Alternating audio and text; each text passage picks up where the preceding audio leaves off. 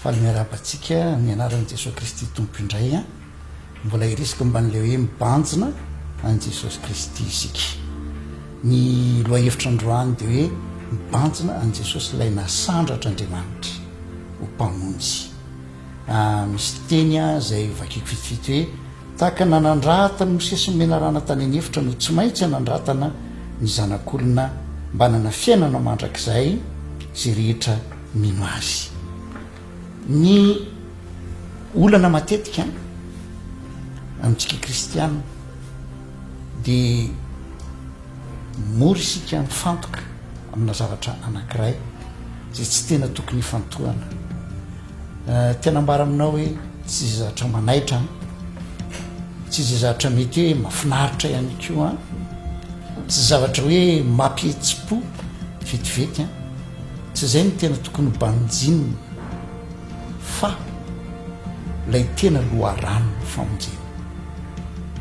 Jesosy Kristy dia nasandratr'Andriamanitra ray ho mpamonjy tokana. Zay mahatonga ny hoe Jesosy aloha no anarana nanomana azy, fa taty aoriana dia naraikitra mihitsy hoe Jesosy Kristy, zany hoe Kristy lay voaositra, lay voatokana, lay tinendry ary tsy misy afa-tsy izy irery ihany no mpamonjy. Zava-dehibe amin'ny fanambarany ny filazantsara zay hoe Jesosy Kristy, araka ny tenin'ny Petera hoe iny Jesosy zay nombona reo teo amin'ny azo fijaliana ino izy mantsy an'ireo jiosy zay neno azy dia efa nasandratr'Andriamanitra ho tompo sy Kristy. Izy no tompo, izy lay voaositra, lay voatoka, nomena ny fahefana rehetra any an-danitra sy ty an-tany. Banjina ny Jesosy Kristy amin'ny maizy nasandratra ho mpamonjy. Foana moa le hoe nasandratra, rehefa asandratra ny zavatra anankiray dia miala amin'ny tany izy fa maka toerana avo izy. Dia izay rehetra mijery n'iny zavatra iny dia iny zavatra iny ihany sisany tena hitana. Fa raha misy zavatra hitanao ety an-tany dia misy zavatra be dehibe hafa manodidina azy zay mitanaitra ny fijerinao. Rehefa mitanondrika ianao dia ho be dehibe ny zavatra manodidina hitanao. Zany mahatonga ny hoe ny vazaha miteny hoe ny loza ho izy tsy tonga rery fa tsy maintsy misy loza hafa koa manampy azy. Ny ohatran'izany koa ohatra hoe misy zavatra anankiray iainanao dia mampanana ary sao dia zao indray, sao dia zao indray, mitratra be dehibe mifamaofao. Kanefa zao nambarako aminao, Andriamanitra mitona antsika hitraka araka ny tenin'ny mpanao salama hoe manompo ny masoko eny amin'ny tendrombohitra. Tsy maintsy mibanjina isika. Ary rehefa misy zavatra asandratra zay dia sady mahita n'ilay zavatra asandratra tsika no mahita ny lanitra ihany koa. Dia hoy Davida hoe ny famonjena dia avy amin'ny Jehova mpanao ny lanitra sy ny tany. Ny tantara raisitsika zany dia ny amin'ny Mosesy le nanandratra ny menarana tany anefitra. Niodina tamin'i Jehova ny zanak'Israely dia nisy loza nanjo azy, aretina mahafaty nanjo azy, dia nitaraina tamin'ny Mosesy izy ireo. Dia rehefa nitodika tamin'i Jehova Mosesy dia niteny manaovy ianao menarana varahana. Menarana moa dia endriky ny ota, dia asandrato iny ka zay rehetra mijery aniny. Le mijery eto tsy hoe manompo maso fotsiny, fa le mijery eto mibanjina, mibanjina tsara. Zay mijery aniny menarana varahana iny dia ho sitrana. Ao amin'ny Baiboly tsy misaraka matetika le hoe voavonjy sy ny sitrana. Dia nitenen'i Jesosy tamin'ny Nikodemosy hoe tahaka nanandratany Mosesy ny menarana tany anefitra no anandratana ny zanak'olona. Jesosy Kristy raha maty teo amin'ny azo fijaliana sady nitondra ny fahotantsika rehetra izy satria fahafatesana ny tambiny meta.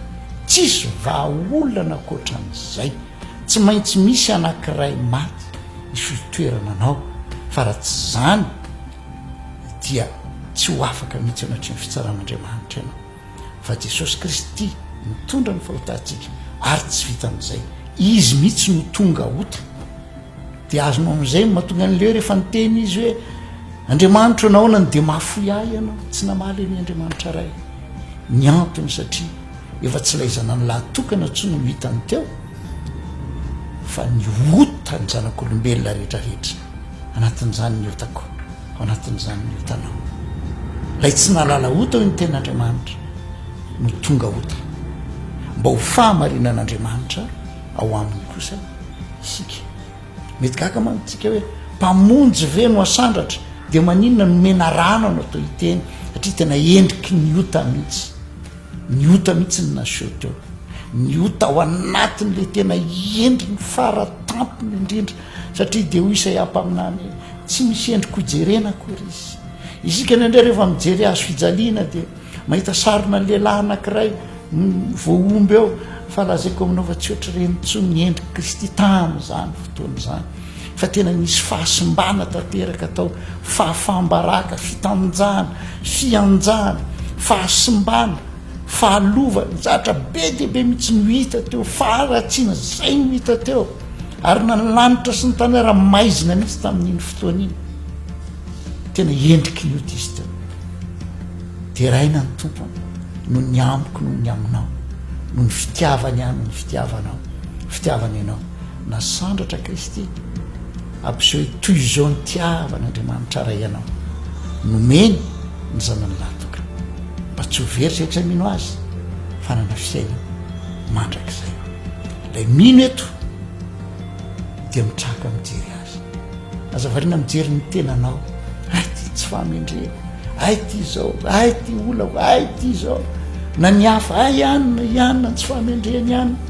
sy ny sisa mitraka ianao de mibanjina ny Jesosy fa izy rery no nasandratra ho mpamonjy ary sy teny hoe mijery azy indray mandeha ihany fa mifantoka amin'ny foana fa io Paoly apôstôly mifanjakatsika tsy ty an-tany ozy fa ny fanjakatsika ety any an-danitra avany ny ndrasantsika mpamonjy ary izy mpamonjy mora antsona amin'ny andro rehetra mpanjiny Jesosy voavonjy ianao ny fanahinao fa voavonjy ao sarotra ihany koa ianao de ho mpandresy ho manoatra no ny mpandresy am'izao fiainana mandalo zao fa indrindraindrindra koa le mpanjininao iny no avy akanao indray hitondra no any aminy lay nyteny hoe any amin'ny trano ndraiky misy fitoerana maro andeha de anamboatra fitoerana ao anareo ary ho avy indray kahaka anareo any amiko ho tahina tolo isika rehetra amin'ny anaran'i Jesoa Kristy tompo sotra tompoko naritra